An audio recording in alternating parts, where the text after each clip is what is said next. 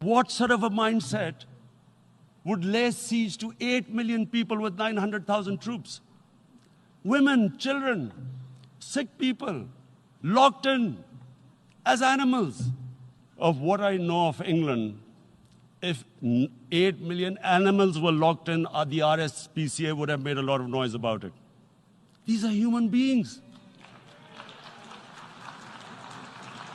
What is going to happen when the curfew is lifted will be a bloodbath. The people will come out. There are 900,000 troops there. These 900,000 troops, what are they going to do when they come out?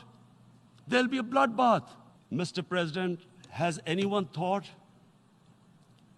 that what happens when there is a bloodbath? And we will fight. And when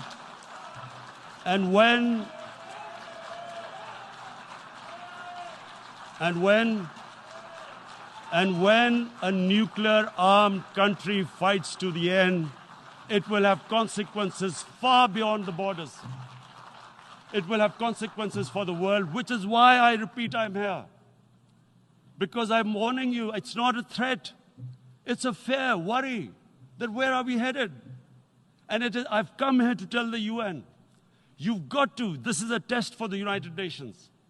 You are the one who guaranteed the people of Kashmir the right of self-determination. This is the time to take action. And number one action must be that India must lift this inhuman curfew, which has lasted for 55 days. The world community must give the people of Kashmir the right of self-determination. Thank you.